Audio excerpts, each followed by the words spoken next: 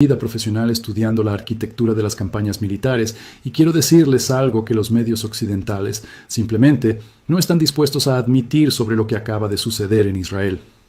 El golpe decisivo en este conflicto no fue contra una base aérea, un centro de mando o una batería de misiles, fue directamente contra algo mucho más fundamental, muchísimo más difícil de reemplazar y estratégicamente devastador cuando se lo quitas a un ejército en combate. Irán lanzó una tormenta coordinada de misiles balísticos contra las reservas de alimentos que sostenían a toda la estructura de fuerzas desplegadas de las FDI. Y en tan solo 72 horas después de ese ataque, 90.000 soldados israelíes, en los sectores operativos del norte y del centro, se toparon de frente con una cruda realidad logística. Una realidad que ninguna cantidad de valentía táctica, superioridad tecnológica o promesas de reabastecimiento estadounidense iba a poder revertir. Si este tipo de análisis te resulta valioso, ese que va más allá de los titulares de las noticias para meterse en la mecánica estratégica que realmente define los resultados, suscríbete y quédate conmigo. Dale a me gusta, comparte esto con cualquiera que esté intentando encontrarle sentido a estos eventos. Y déjame tu evaluación en los comentarios porque siempre los leo. Ahora sí, vamos a meternos de lleno en el desglose. Este es exactamente el ataque que quebró a las FDI.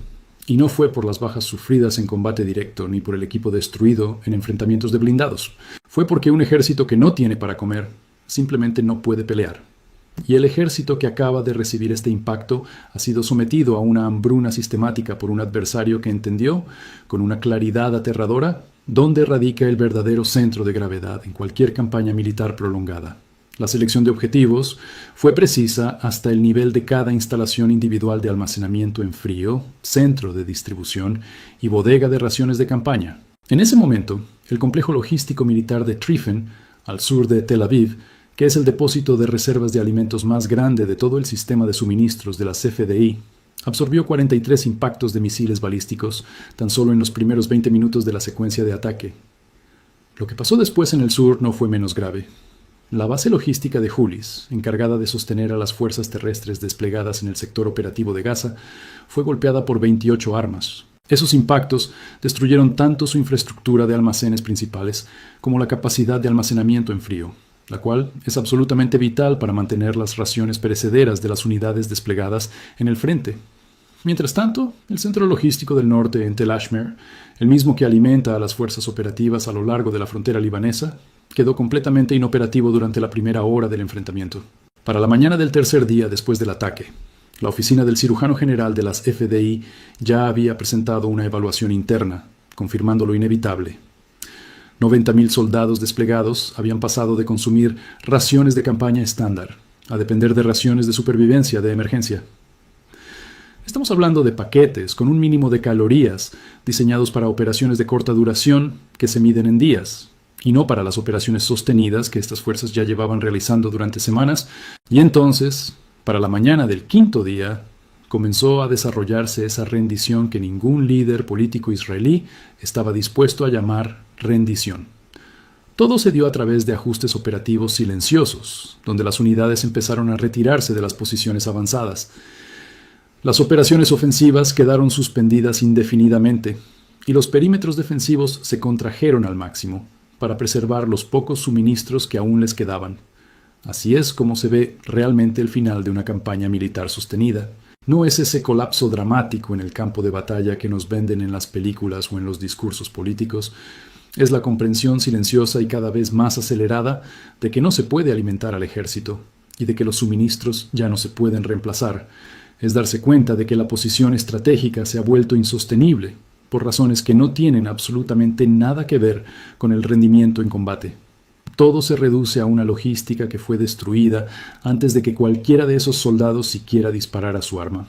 En el análisis que sigue, voy a desmenuzar las preguntas que los ministerios de defensa de todo el mundo están estudiando con urgencia en este preciso instante. ¿Cómo logró Irán identificar y atacar la infraestructura de reservas de alimentos con una precisión tan devastadora? ¿Y qué nos revela esta selección de objetivos sobre la doctrina estratégica que va a definir la próxima década de la guerra? ¿Cuál es la realidad operativa de un ejército que ha perdido por completo su cadena de suministro de alimentos? ¿Y por qué la inanición resulta ser un arma mucho más decisiva que cualquier ataque de precisión contra la infraestructura de combate? ¿Por qué Washington fue incapaz de responder de manera significativa a una campaña dirigida a la logística que se salió del marco de cada plan de contingencia que el Pentágono había preparado? Y cuando 90.000 soldados en el campo han tenido que hacer la transición a raciones de supervivencia, ¿qué le pasa realmente a la posición política, militar y diplomática del Estado que los envió allí? Lo que me resulta más impactante a nivel profesional de esta campaña es el altísimo nivel de sofisticación en el proceso de selección de objetivos que la hizo posible. Poder identificar la infraestructura de reservas de alimentos como la vulnerabilidad decisiva en una fuerza militar moderna exige un nivel de análisis estratégico que, a mi juicio, la mayoría de las instituciones de planificación militar contemporáneas han perdido la capacidad de realizar. Nos hemos obsesionado tanto con las plataformas, los sensores y las capacidades de ataque de precisión que se nos olvidó el principio fundamental. Los ejércitos son organismos vivos que requieren de un sustento logístico continuo, y la destrucción de ese sustento produce efectos estratégicos que ninguna capacidad táctica va a poder compensar. La base de datos de objetivos de Irán para este ataque reflejó claramente que contaban con inteligencia previa y detallada sobre toda la arquitectura logística de las FDI. Sabían perfectamente qué instalaciones guardaban, qué categorías de suministros, cuáles eran principales y cuáles de respaldo. Entendían qué instalación alimentaba a qué sector operativo y cuáles de ellas producirían efectos en cascada sobre la logística general si llegaban a ser eliminadas. El complejo de Trifen no fue elegido al azar, para nada. Fue seleccionado porque la inteligencia iraní evaluó correctamente que destruirlo iba a paralizar la distribución de alimentos a múltiples teatros de operaciones al mismo tiempo. Además, sabían que esto eliminaría la capacidad de almacenamiento en frío necesaria para mantener la calidad de las raciones durante el tiempo de reabastecimiento que inevitablemente seguiría. El paquete de ataque en sí estuvo compuesto por aproximadamente 180 misiles balísticos desplegados a lo largo de 3 oleadas perfectamente coordinadas. La primera oleada de 80 misiles fue dirigida directamente contra los depósitos principales de reserva de alimentos en Trifen, Julis y Tel Ashmer, además de los centros de distribución avanzados más pequeños que alimentan las cadenas logísticas de división. Estas instalaciones fueron atacadas con armas configuradas para causar un efecto de área contra infraestructura de almacenes no blindada. Estaban optimizadas para destruir el volumen máximo de los suministros almacenados, en lugar de intentar penetrar estructuras endurecidas. La precisión del ataque garantizó que los impactos cayeran justo dentro de los límites de los almacenes donde se guardaban los suministros, y no contra la seguridad del perímetro o la infraestructura administrativa que los rodeaba. Luego vino la segunda oleada con 60 misiles, la cual fue dirigida contra la infraestructura de almacenamiento en frío y refrigeración que mantiene el componente perecedero del suministro de raciones de las FDI. Este es el elemento exacto del ataque que merece una atención profesional muy particular. Refleja una comprensión absoluta de que destruir el almacenamiento de alimentos no es lo mismo que destruir la capacidad de entrega de esos alimentos. La cadena de frío, esa infraestructura de refrigeración integrada que permite que los suministros perecederos se muevan desde la planta de producción hasta la distribución avanzada para las unidades desplegadas, manteniendo su calidad nutricional. Es un sistema que exige integridad operativa sostenida en cada uno de sus nodos. Si destruyes suficientes nodos, todo el sistema colapsa irremediablemente por mucho que los elementos individuales sigan funcionando a nivel técnico. Finalmente, la tercera oleada con 40 misiles fue dirigida contra la infraestructura de transporte que conecta todo este sistema de suministros. Atacaron las terminales ferroviarias por donde se mueven los suministros a granel, desde los puertos hasta los depósitos interiores. Golpearon los cruces de carreteras, donde los convoyes logísticos pasan de las autopistas principales a las rutas de distribución secundarias, y destruyeron los depósitos de combustible que abastecen a los propios vehículos de transporte militar. El resultado final fue un ataque exhaustivo, no solo contra los suministros y no solo contra el almacenamiento, sino contra todo el sistema completo que conecta la producción con el consumo. La respuesta defensiva fue casi en su totalidad ineficaz por razones que van mucho más allá de la simple capacidad técnica de interceptación. La doctrina de defensa aérea israelí había sido calibrada para los escenarios de amenaza que los planificadores consideraban como los más probables, apuntando principalmente a ataques contra el mando militar y la infraestructura de combate. Las instalaciones de reservas de alimentos simplemente no estaban categorizadas como activos defendidos de alta prioridad dentro de la planificación operativa, la asignación de interceptores, las prioridades de cobertura de los radares y toda la orientación del sistema de alerta temprana reflejaban este mismo juicio. Y entonces, cuando el ataque llegó contra una categoría de objetivos totalmente inesperada, la respuesta defensiva, que estaba estructurada para un escenario muy distinto, no pudo adaptarse lo suficientemente rápido como para brindar algún tipo de protección significativa. Quiero que analicemos a fondo la mecánica operativa de lo que le sucede a una fuerza militar desplegada cuando su cadena de suministro de alimentos es aniquilada. Y lo digo porque la literatura estratégica occidental ha perdido casi por completo la familiaridad con esta dinámica. Los analistas militares modernos se enfocan obsesivamente en las capacidades de combate. Tratan a la logística como un simple facilitador, en lugar de verla como el cimiento que determina si esa capacidad de combate puede siquiera ser empleada. Ese enfoque fracasa rotundamente cuando el adversario entiende los cimientos mucho mejor que el defensor. Las FDI mantienen aproximadamente 90.000 tropas en despliegue activo en los teatros operativos del conflicto actual.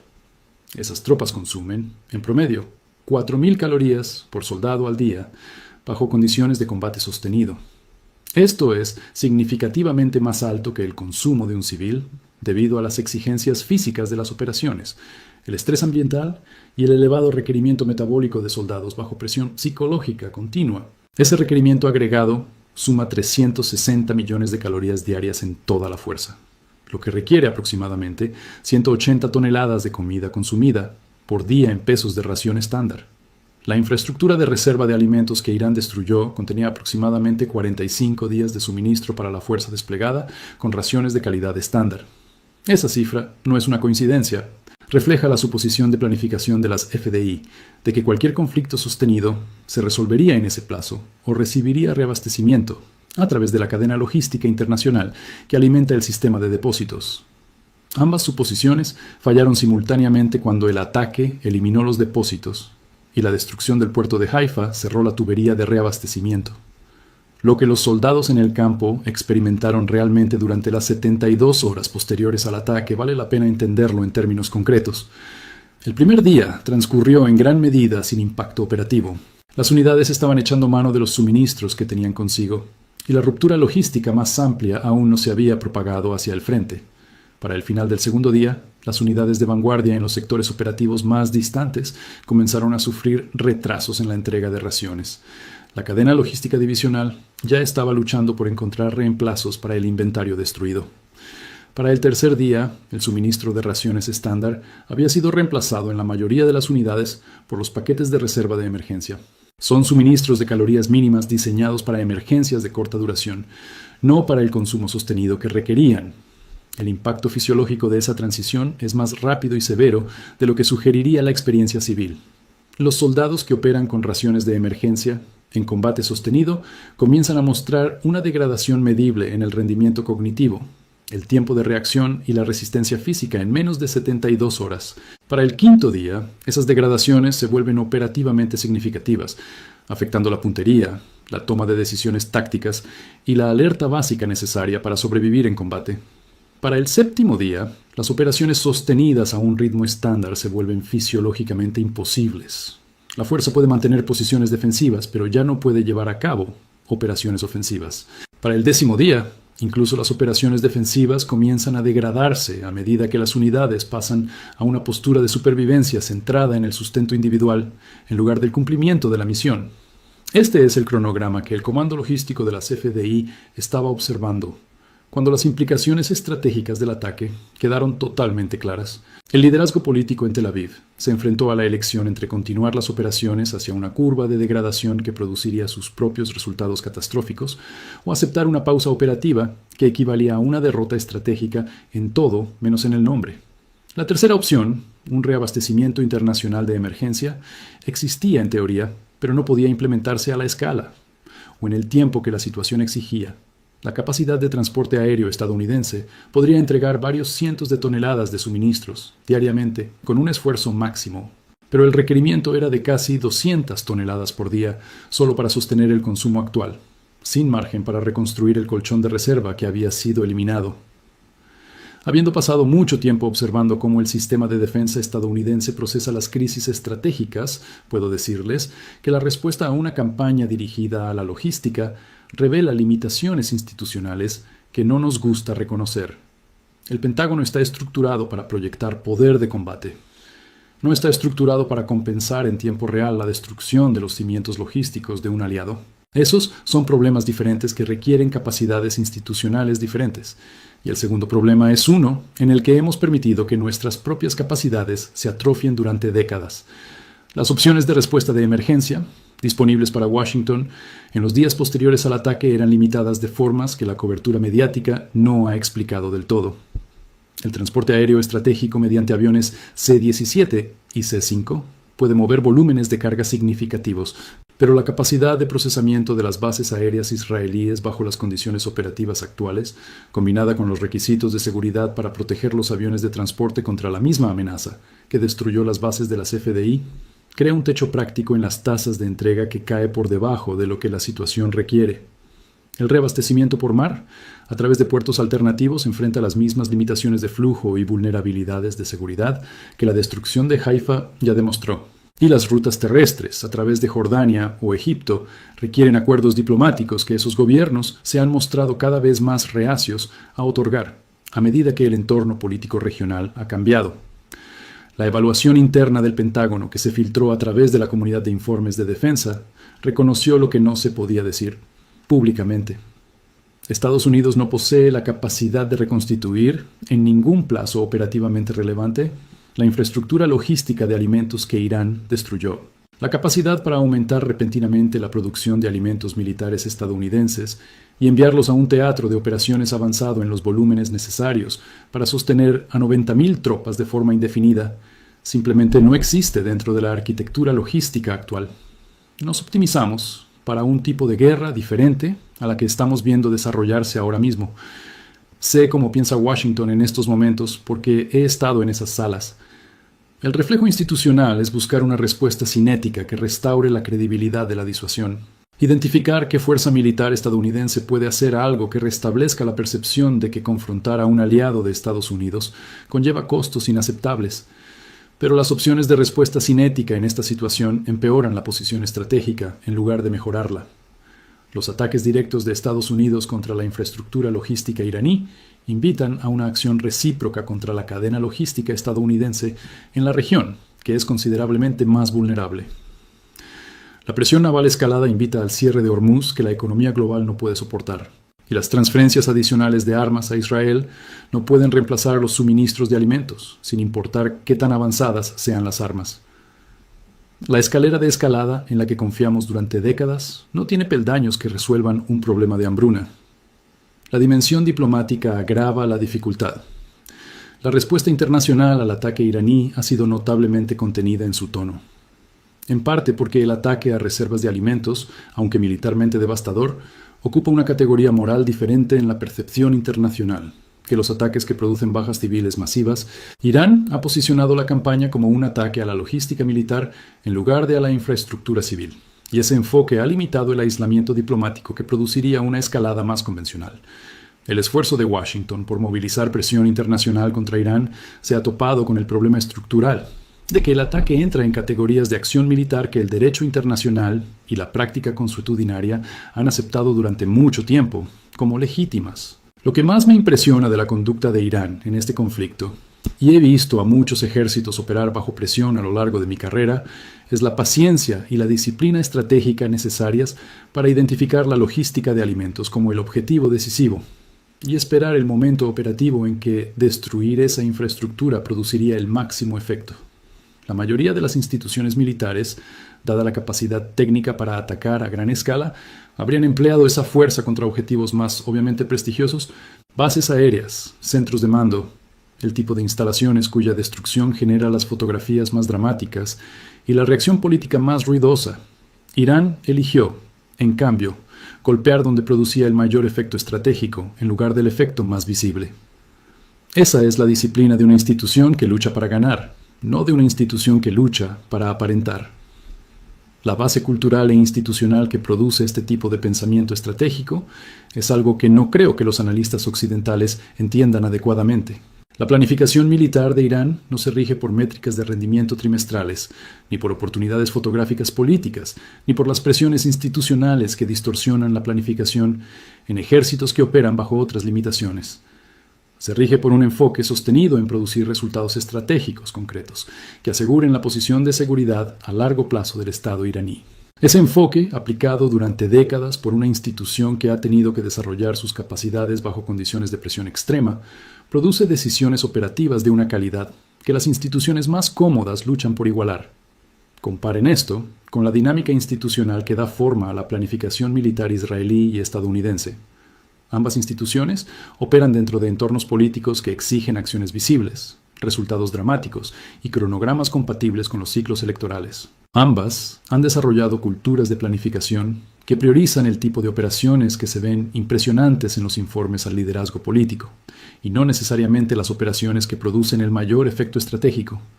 Ambas han perdido, en mi juicio profesional, parte de la capacidad de paciencia estratégica a largo plazo que caracteriza a una institución militar en su mejor momento. El ataque de Irán a la infraestructura alimentaria refleja exactamente esa paciencia estratégica que esas instituciones han dejado atrofiar. La motivación personal de las fuerzas iraníes que planean y ejecutan esta campaña también merece ser reconocida con honestidad. Estos no son soldados que luchan por salarios o por ascensos en su carrera. Operan dentro de una cultura estratégica que ha aceptado los costos de décadas de sanciones y presión externa como el precio de su autonomía estratégica. Y entienden que el éxito de operaciones como esta campaña es lo que justifica ese precio. Esa motivación produce una calidad de ejecución operativa que ningún sistema de incentivos profesionales puede replicar. Cuando luchas por algo más grande que tú mismo, luchas de manera diferente. Y el desempeño militar de Irán a lo largo de este conflicto ha sido la expresión operativa de esa diferencia. El contraste con la posición de las FDI es particularmente crudo en las circunstancias actuales. Los soldados israelíes en el campo están operando bajo condiciones que ponen a prueba la cohesión institucional de formas para las que su entrenamiento no los preparó en gran medida. Viendo cómo se desintegra su cadena de suministro de alimentos, sabiendo que la posición política y estratégica que defienden puede no ser sostenible, enfrentando la perspectiva de un resultado del conflicto que no coincide con las suposiciones bajo las cuales se enlistaron. Estas son condiciones que tensan incluso a la institución militar más profesionalmente disciplinada. Los informes que se filtran desde las unidades de vanguardia, a través de canales informales, sugieren que la confianza institucional que históricamente ha caracterizado a las FDI está siendo puesta a prueba de formas que pueden producir efectos duraderos en el carácter de la institución. Mi evaluación de hacia dónde conduce esto se conecta directamente con la transición estratégica más amplia que he estado describiendo. Lo que estamos viendo en el Medio Oriente no es simplemente un conflicto regional con consecuencias regionales, es la demostración operativa de una nueva doctrina estratégica que definirá la guerra para la próxima generación. Y esa demostración está siendo realizada por un actor cuyo éxito, el orden internacional existente, es estructuralmente incapaz de prevenir. A la doctrina que Irán ha demostrado en esta campaña, llámenla guerra logística, llámenla guerra militar económica o guerra de agotamiento estratégico, representa una evolución de los principios que la guerra de guerrillas y la guerra asimétrica han aplicado durante generaciones, escalada al nivel donde puede derrotar a las fuerzas militares convencionales del tipo más sofisticado. La idea central es que los ejércitos modernos se han vuelto tan exigentes logísticamente, tan dependientes del reabastecimiento continuo de consumibles especializados y tan vulnerables a la interrupción de la cadena de suministro, que destruir esa cadena es más decisivo que destruir a las propias fuerzas de combate. Irán ha demostrado esta idea operativamente, y otros actores estudiarán y replicarán este enfoque. Para Rusia y China, las implicaciones estratégicas son inmediatas y significativas. Ambos países han estado desarrollando una doctrina militar que reconoce la vulnerabilidad logística de las operaciones militares expedicionarias, al estilo estadounidense. La demostración iraní proporciona un modelo operativo concreto de cómo derrotar tales operaciones sin participar en un combate directo, destruyendo la base logística que las hace posibles. La planificación china para los escenarios de Taiwán y la planificación rusa para las contingencias europeas incorporarán las lecciones de esta campaña. Y esto hará que esos escenarios sean considerablemente más difíciles de abordar para las respuestas militares estadounidenses.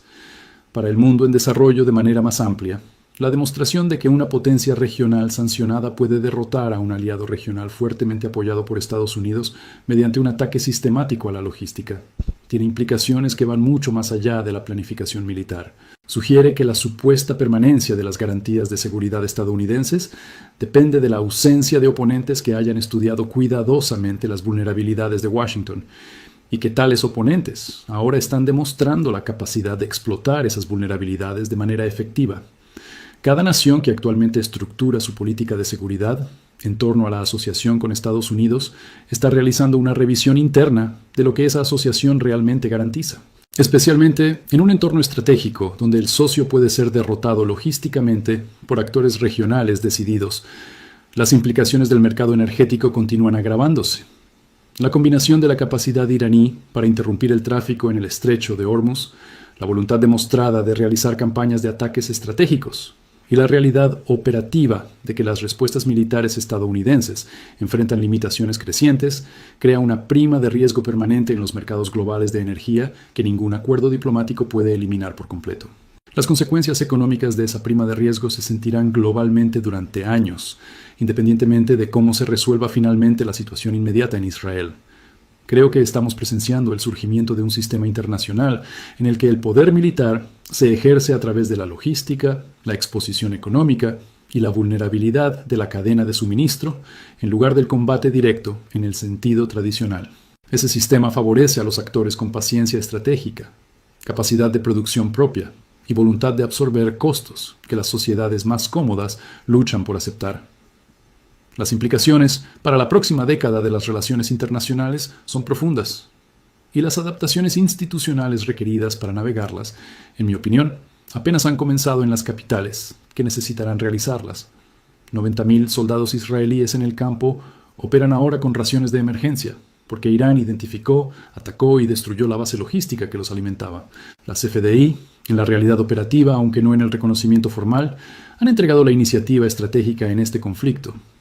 El estamento de defensa estadounidense se enfrenta a los límites de lo que sus capacidades pueden lograr contra un adversario que ha elegido luchar en una dimensión estratégica diferente a la que estructuramos nuestras fuerzas para dominar. Y el sistema internacional está absorbiendo las implicaciones de una campaña que ha reescrito las reglas de cómo se deciden las guerras modernas. En 30 años de análisis militar, nunca he visto una campaña que demostrara los principios del ataque estratégico con este nivel de claridad profesional. El daño que Irán infligió con este golpe durará más que el conflicto mismo.